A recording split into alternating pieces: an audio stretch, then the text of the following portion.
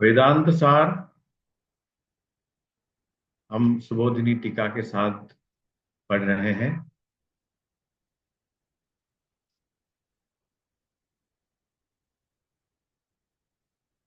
शांति मंत्र का पाठ करेंगे।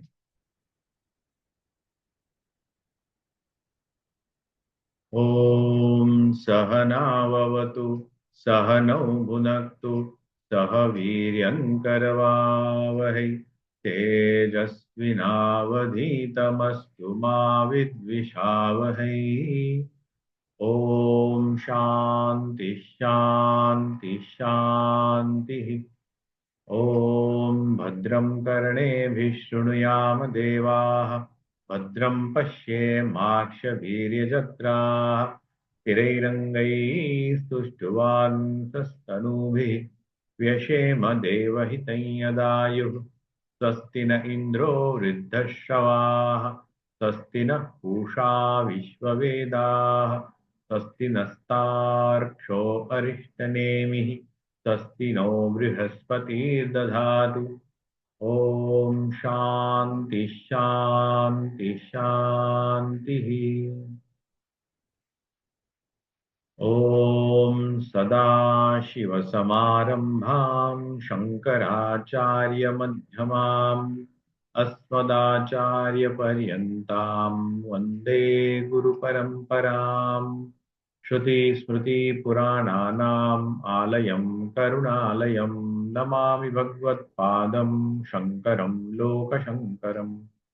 शङ्करं शङ्कराचार्यं केशवं बादरायणं सूत्रभाष्यकृतौ वन्दे भगवन्तौ पुनः पुनः। ईश्वरो गुरुरात्मेति मूर्तिभेदविभागिने व्योमवद्व्याप्य देहाय दक्षिणामूर्तये नमः। अखंडं सच्चिदानन्दम् अवाङ्मनसगोचरम् आत्मानमखिलाधारम् आश्रये भीष्टसिद्धये। कृष्णानन्दं गुरुं नत्वा परमानन्दमद्वयम् वक्ष्ये वेदान्तसारस्य टीकां नाम्ना सुबोधिनीम्। अर्थतोऽप्यद्वयानन्दान् अतीतद्वैतभानतः गुरुनाराध्य वेदान्तसारं वक्ष्ये यथामति।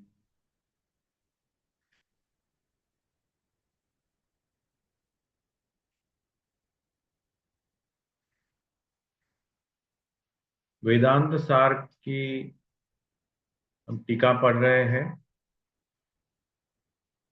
14वें अध्याय की टीका। 14वां अध्याय हमने मूल श्लोक पढ़ के हुआ और टीका हमारी आधी ही हुई थी। हम यहाँ तक हमने देखा था।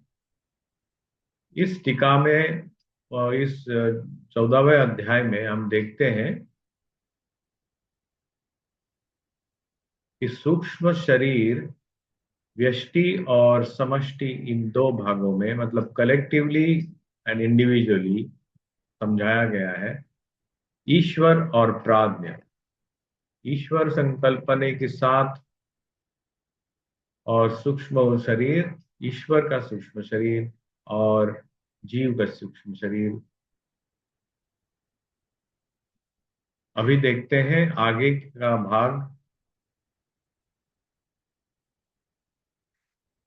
यथा पूर्वम प्राज्ञ ईश्वरौ अज्ञान वृत्तिभिः सुषुप्त्यवस्थायाम आनंदम अनुभवतः। यथा पूर्वम, जैसे हमने पहले बताया है कि प्राज्ञ और ईश्वर उनके अपने अपने अज्ञान वृत्तियों के साथ सुषुप्ति अवस्था में आनंद का अनुभव लेते हैं। उसकी अवस्था है, तीन अवस्थाओं में जागृत स्वप्न सुषुप्ति, और तीनों का अलग अलग शरीर, दो प्रकार, एक ईश्वर और प्राज्ञ और जीव। इनकी जो तीन अवस्थाएं, उसमें क्या क्या अनुभव होता है, कैसे होता है, ये अभी हम समझा रहे हैं। हिरण्य गर्भ तेजसौ अपि स्वप्नावस्थायां मनोवृत्ति भी वासनामय मयान शब्दादि विषयान अनुभवतः इति दर्शयति एतौ एताविति। हिरण्यगर्भ और तेजस। हिरण्यगर्भ हुआ समष्टि, तेजस हुआ इंडिविजुअल, जीव का। उनके अपने अपने स्वप्नावस्थाओं में, अपने उनके उनके मनोवृत्तियों में जो भी वासनाएं निहित है, शब्दादि विषयान अनुभव, शब्द आदि विषयान। हम जब सपने में जाते हैं, कुछ सुनते हैं, कुछ देखते हैं, कुछ करते हैं, आदि आदि, ऐसा वहां कहा गया है। अभी हम सुषुप्ति अवस्था और स्वप्नावस्था, ईश्वर की और जीव की पार्थक्य के साथ समझ लेते हैं। अस्मिन् अर्थे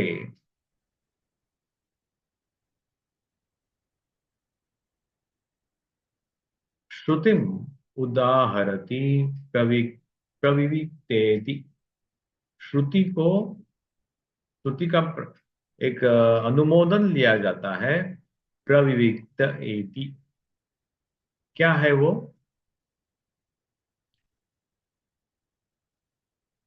यहाँ है।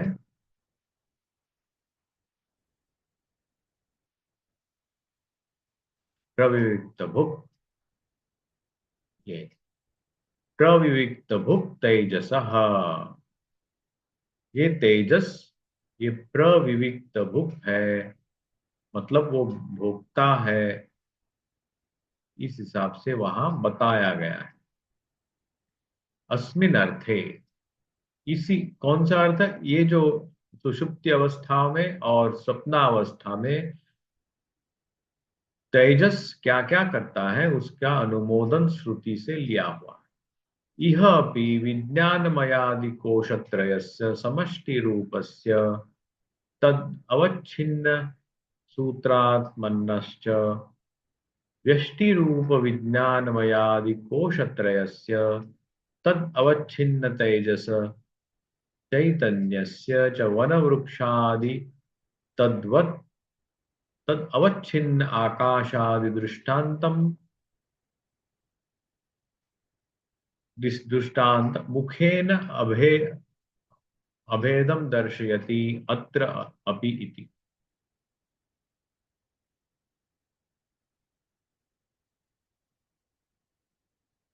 इह अपि, यहाँ भी, विज्ञानमयादि कोशत्रयस्य, विज्ञानमय, प्राणमय और मनोमय, इन तीन कोशों के साथ भी समष्टि रूपस्य तद अवच्छिन्न सूत्रात्मनश्च, समष्टि रूप जो सूत्रात्मा है, व्यष्टि रूप विज्ञानमयादि कोशत्रय से, व्यष्टि रूप जो विज्ञानमय है,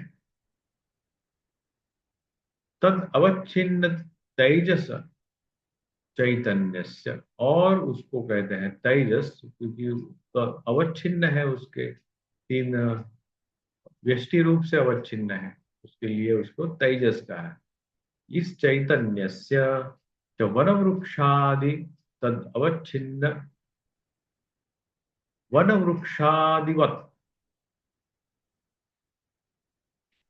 मतलब एक वृक्ष और अनेक वृक्ष एक देखने से उसको हम वन जैसे कहते हैं, वैसे ही एक तेजस और अनेक तेजस एक साथ आने से सूत्रात्मा, वृक्षाल तद अवच्छिन्न आकाशादि दृष्टांत मुखेन, ये दृष्टांत मुखेन जो है, इस दृष्टांत के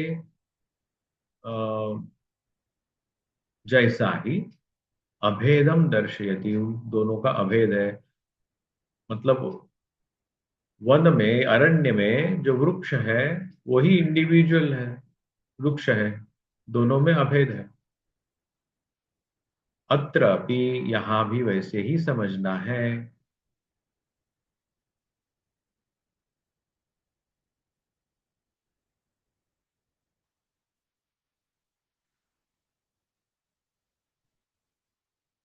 समष्टि उपाधि, वन वृक्ष जलाशय जलवच्च अभेद, समष्टि व्यष्टि उपाध्यो वन वृक्ष जलाशय जलाशय जलवच्च अभेद, उपाधि द्वय अवच्छिन्न चैतन्ययोः सूत्रात्म तेजस योः अपि। सूत्रात्मा और तेजस, ये दो भी वैसे ही दोनों में अभेद समझा जाए जैसे एक वृक्ष और अनेक वृक्ष मिलकर के जो वन, अरण्य जो कहा जाता है, और जला, छोटे छोटे जल उन्हें वापी, कूप, तराग या इंडिविजुअल जल के कंटेनर्स हैं, और सबको देख एक साथ देखने से जैसे हम उसको जलाशय कहते हैं, उस तरह से सूत्रात्मा और तेजस को भी वैसे ही जानना है, अभेद जानना है। वन वृक्ष, वन वृक्षावच्छिन्न आकाशवत् जलाशय जलगत प्रतिबिंब आकाशवच्च अभेद इति अर्थः। अवच्छिन्न आकाश मतलब वो जो स्पेस है, अनेक वृक्षों ने घिरा हुआ जो स्पेस है उसको जैसे हम वन कहते हैं, और जो आक, आकाश का प्रतिबिंब छोटे छोटे जल के, मैंने पानी के कंटेनर जैसे वापी, कूप, तड़ाग, इनमें गिरता है, उनको सबको एक साथ देखने से जो आकाश प्रतीत होता है, उसी तरह से सूत्रात्मा और तेजस मतलब कलेक्टिव इग्नोरेंस के साथ जो बनता है वो सूत्रात्मा, इंडिविजुअल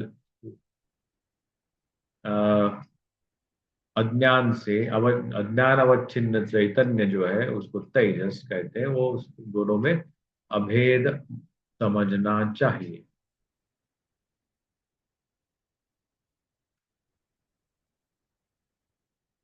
सूक्ष्म शरीर उत्पत्ति प्रकरणम उपसंहरति एवं सूक्ष्मेति। सूक्ष्म शरीर का जो उत्पत्ति प्रकरण है, कैसे उत्पन्न होता है, उसमें कौन से पार्ट है, हर पार्ट का क्या क्या फंक्शन है, इंडिविजुअली देखे तो उसका क्या नाम है, कलेक्टिवली देखे तो उसका क्या नाम है, ये इस चैप्टर में 14 चैप्टर में 14वें अध्याय में बताया गया है। इसलिए कहते हैं उपसंहार किया गया सूक्ष्म, एवं सूक्ष्म शरीरम उत्पत्ति बताई गई है। और ये उत्पत्ति उस तरह से उत्पत्ति नहीं जैसे हम लोग प्रोडक्शन बोलते हैं, ये प्रोडक्शन नहीं है। It is not a product of anything, it is just manifestation और प्रकटीकरण। अभी हम 15वें अध्याय में प्रवेश करने वाले हैं। तो अभी 15वां अध्याय एक बार पाठ कर लेते हैं। उसके पहले 14वें अध्याय को थोड़ा फिर से रिवाइज कर लेते हैं तो अच्छा रहेगा। क्या क्या बताया है यहाँ पे 14वें अध्याय में वो हम देखेंगे। बहुत लंबा है ये।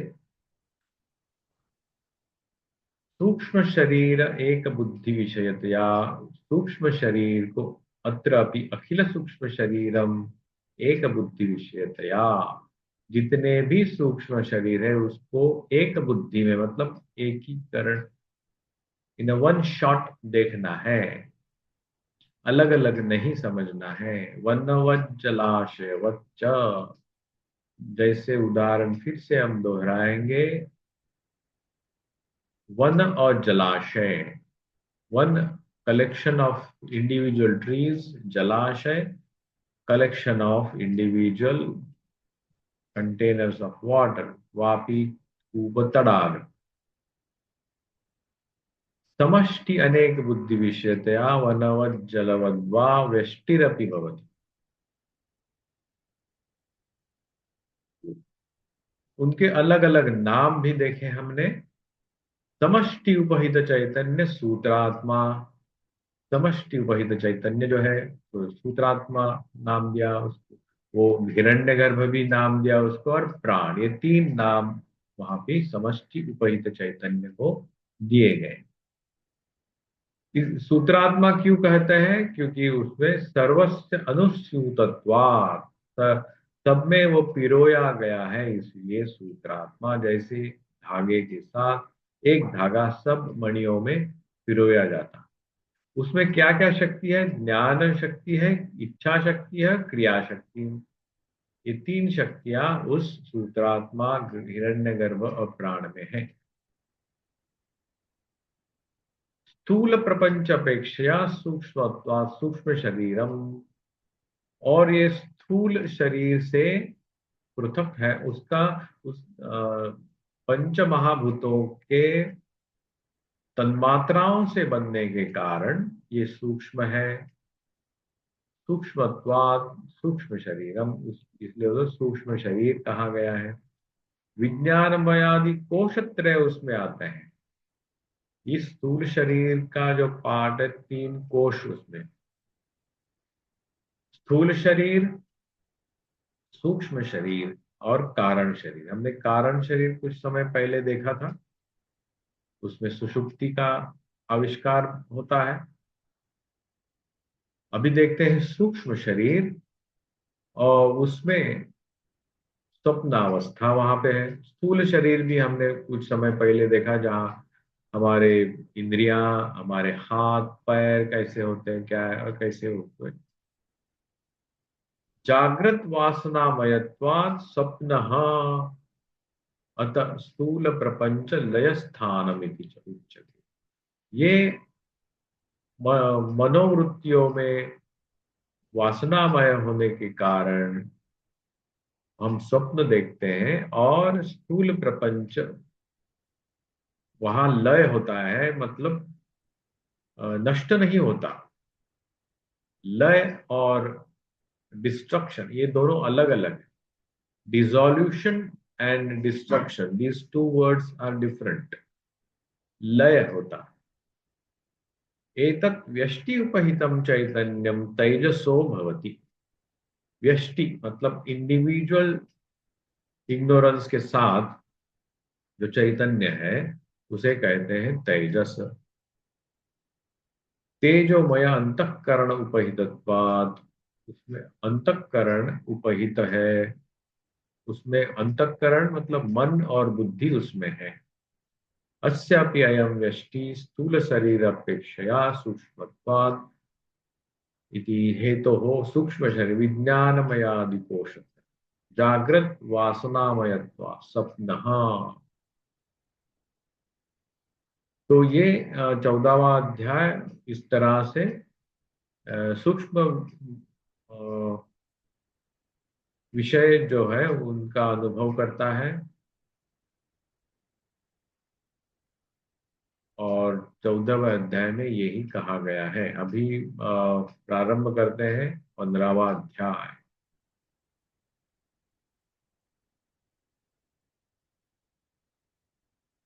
स्थूल भूतानि पंचीकृतानि, ये स्थूल भूत पंचीकृत होकर ही ये स्थूल भूत बनते हैं। पंचीकृतानि, किसमें पंचीकृत क्यों बोला है? क्योंकि वो पांच है। पांच एक साथ में, कौन से? आकाश, वायु, अग्नि, जल और पृथ्वी, ये पांच महाभूत है। और ये स्थूल भूत है, और उनके एक दूसरे के साथ सम्मिश्रण होने के कारण स्थूल भूतों की उत्पत्ति होती। पंचीकरणम तो आकाशादि पंच स्व एकैकं द्विधा समं विभज्य तेषु दशसु भागेषु प्राथमिक प्राथमिकान् पञ्चभागान् प्रत्येकं चतुर्धा समं विभज्य तेषां चतुर्णां भागानां स्वस्व द्वितीयार्धभागपरित्यागेन भागांतरेण संयोजम।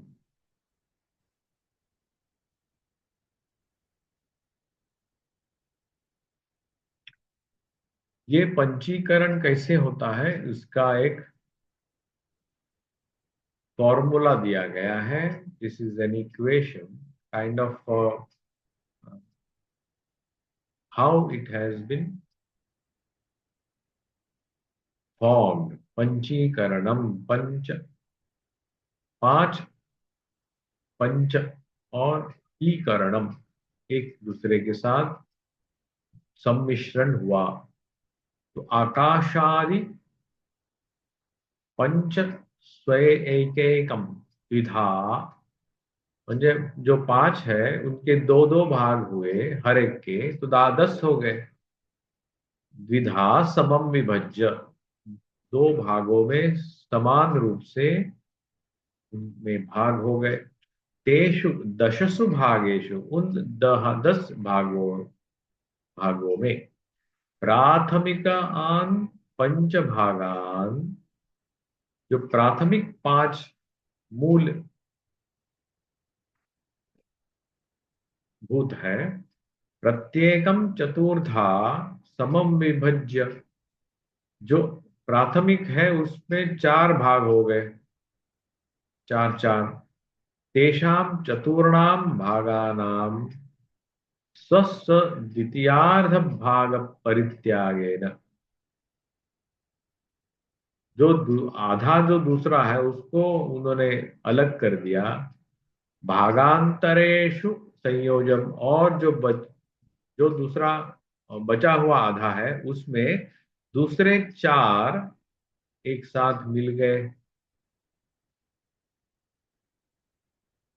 उनका जो छोटा भाग ये और तदुक्तम, और ये ऐसा ही हुआ होगा क्या?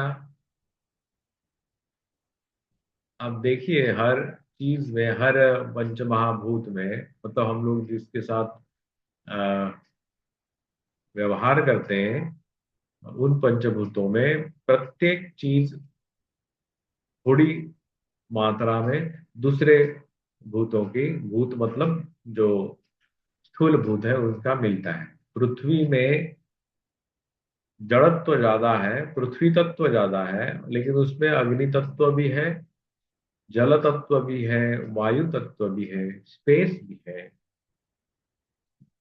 अन्य अन्य चार गुण भी उसमें हम देखते हैं। तदुत्तम,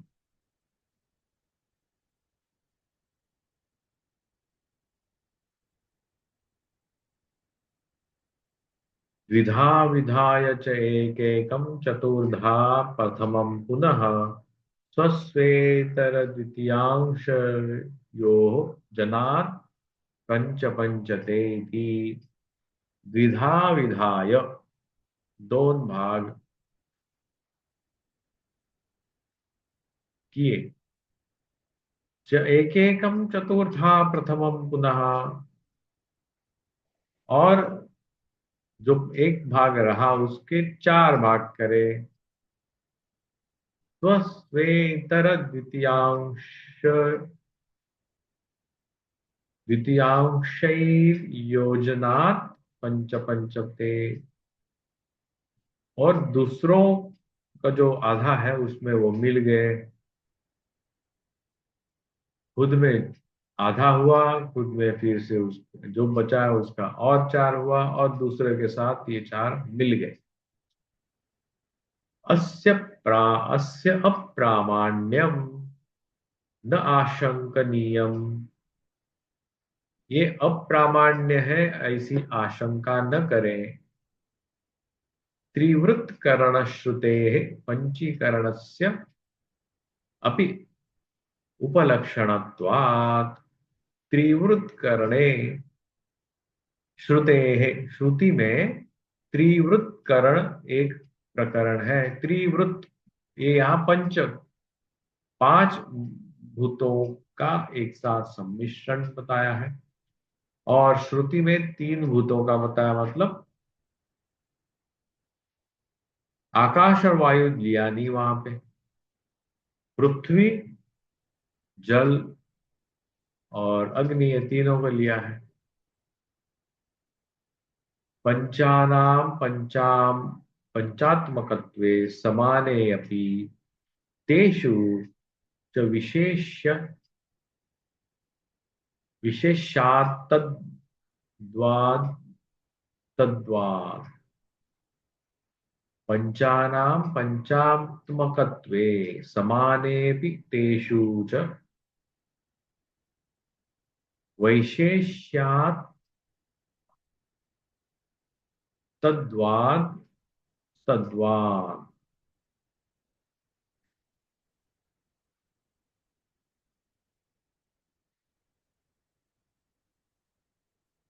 इति न्यायेन आकाशादि व्यपदेशः संभवति।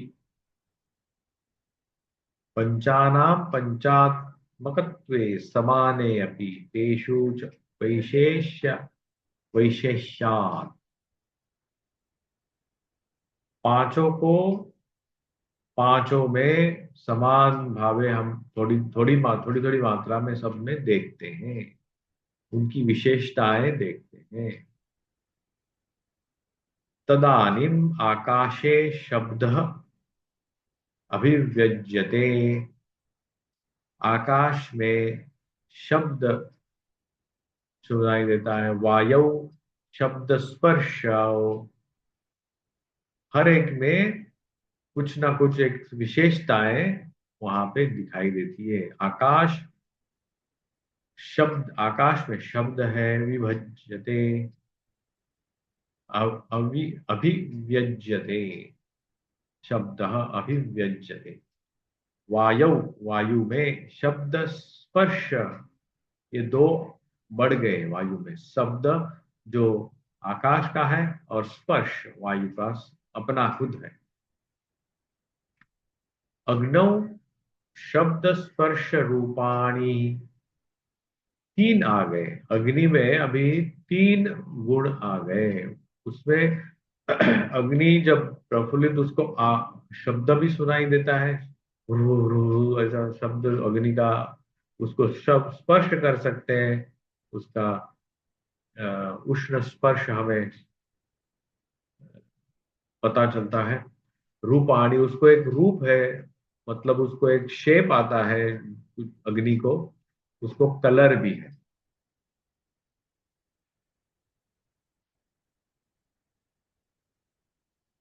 अपसु शब्द स्पर्श रूप रसाः, अपसु मतलब पानी, पानी में क्या क्या उसका शब्द है। पानी को हम स्पर्श कर सकते हैं, पानी को हम देख सकते हैं, रूप है। रसाः, हम उसको टेस्ट भी कर सकते हैं। ये चार गुण पानी, मतलब जल के साथ हम अनुभव करते हैं।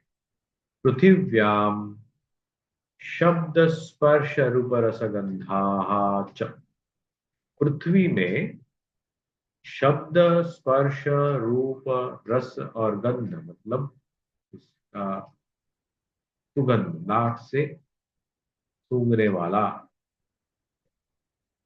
ये पांच गुण हमें अनुभव में आते हैं पृथ्वी के साथ। ये उसका 15वें अध्याय में हम उन गुणों को देख रहे हैं।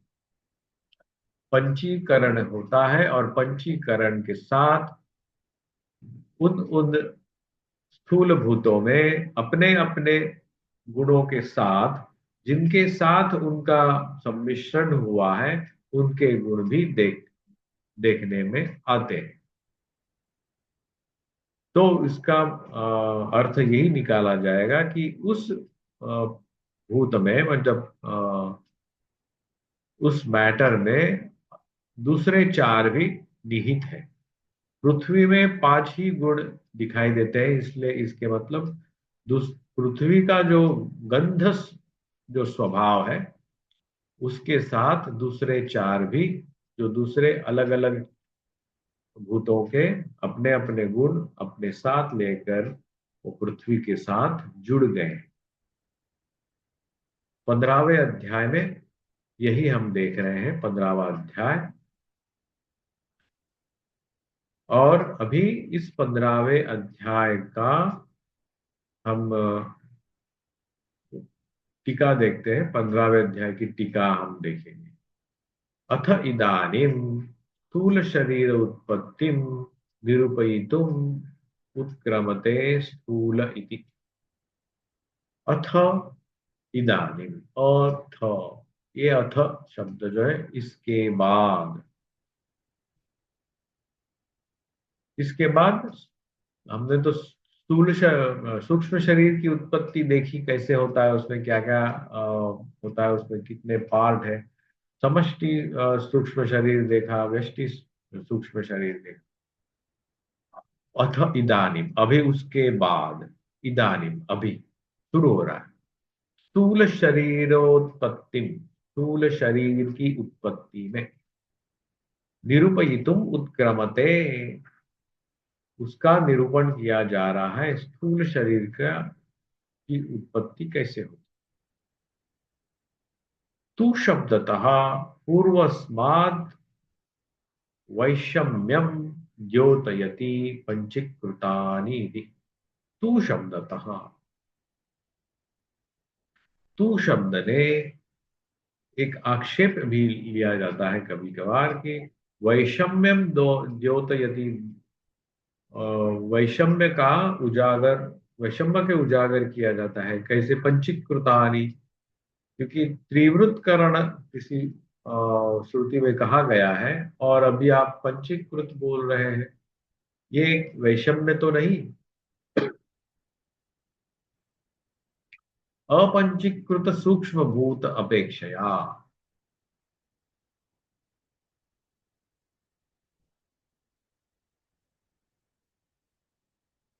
जो सूक्ष्म भूत अपंचीकृत अवस्था में है उसकी अपेक्षा में, उसके कंपैरेटिव टू दैट, स्थूल भूतानि पंचीकृतानि इत्यर्थः।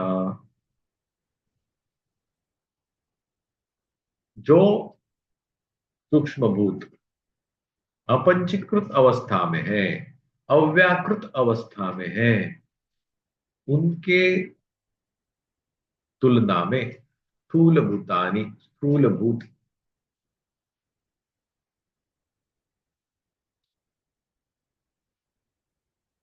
ये समझना है। सब हुआ नहीं है, कुछ अपंचीकृत सूक्ष्म भूत है, कुछ सूक्ष्म भूत पंचीकृत होकर के स्थूल भूतों में परिणत हुए हैं। पंचीकरणम एव प्रतिपादयितुम प्रतिजानीते पंचीकरणम तु इति। पंचीकरणम एव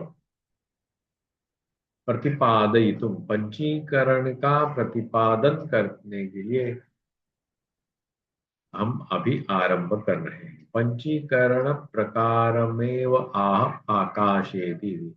पंचीकरण का प्रकार कौन सा है, ये आकाश इति इस शब्द से हमें जो वाक्य निर्माण हुआ है उस वाक्य में हमें पता चलता है।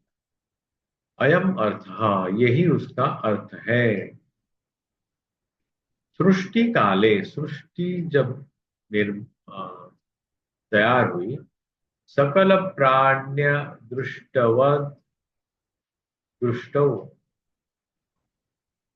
ईश्वर प्रेरणया आकाश वायु तेजोवत अन्य विद्याया सह अविद्याया सह,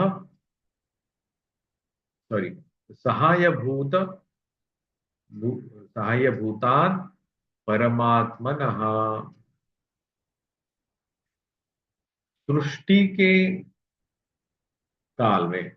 यहाँ सृष्टि मतलब प्रोडक्शन नहीं है, प्राकट्य जब होता है, मैनिफेस्टेशन जब हो रहा था, सकल प्राण्य दृष्टवशादि दृष्टौ, जितने भी प्राणी ईश्वर प्रेरणया, ईश्वर की प्रेरणा से, आकाश वायु तेजो वन,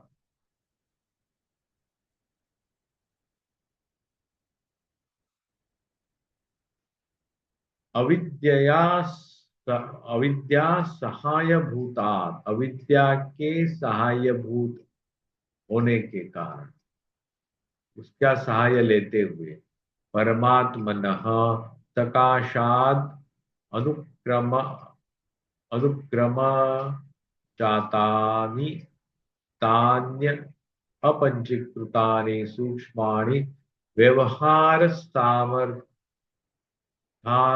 इति कृत्वा, सकाशात, सकाशात मतलब इमीडिएटली, थोड़ा थोड़ा थोड़ा नहीं, सकाशात तुरंत ही, अनुक्रम जातानि उस अनुक्रम से, सकाशात तुरंत ही, तानि पंचीकृतानि सूक्ष्माणि, और सॉरी, तानि अपंचीकृतानि सूक्ष्म, अच्छा अपंचीकृत सूक्ष्म जो भूत है, व्यवहार असा साम सा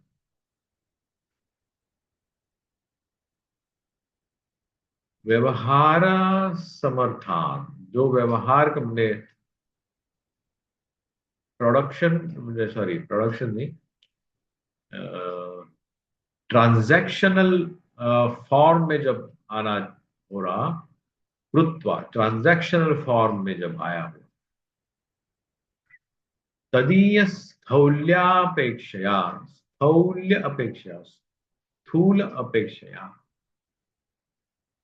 व्यवहर्तृ प्राणिजात धर्माधर्मपेक्षया एव तान एव भूतानि पंचीकृतानि भवन्ति।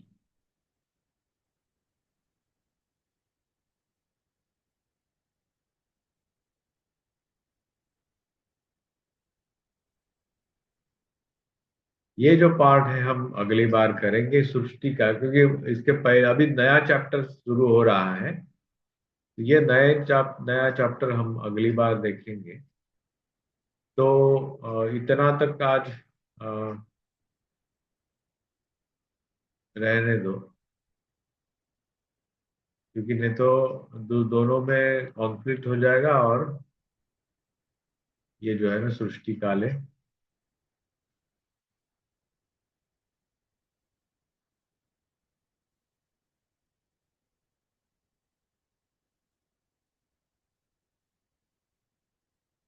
यहाँ से हम कल चालू करेंगे, ये पोर्शन जो है सृष्टि का, कैसे हुआ क्या हुआ वो हम कल देखेंगे। ये 15वां अध्याय है। आज इतना हो गया।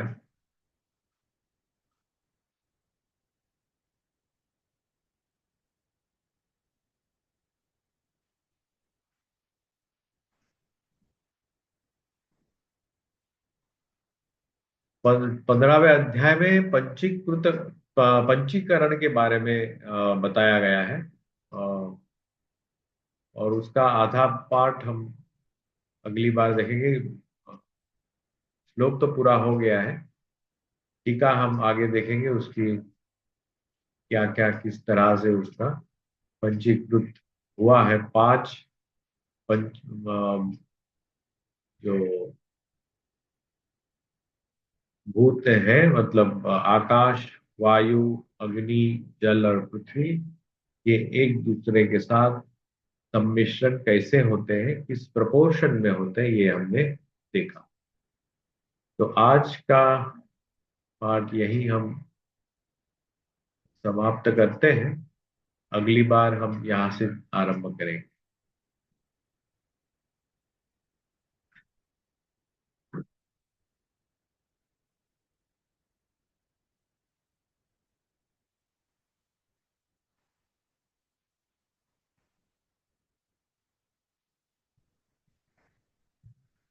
शांति मंत्र का पाठ करेंगे। धन्यवाद। ओम पूर्णमदः पूर्णमिदं पूर्णात् पूर्णमुदच्यते पूर्णस्य पूर्णमादाय पूर्णमेवावशिष्यते। ओम शांति शांति शांति। ओम भद्रं कर्णेभिः शृणुयाम देवाः भद्रं पश्येमाक्षभिर्यजत्राः स्थिरैरङ्गैः स्तुष्टुवागुंसस्तनूभिः व्यशेम देवहितं यदायुः स्वस्ति न इन्द्रो वृद्धश्रवाः स्वस्ति नः पूषा विश्ववेदाः स्वस्ति नस्तार्क्ष्यो अरिष्टनेमिः स्वस्ति नो बृहस्पतिर्दधातु। ओम शांति शांति शांति। हरि ओम तत्सत्। श्री रामकृष्णार्पणमस्तु।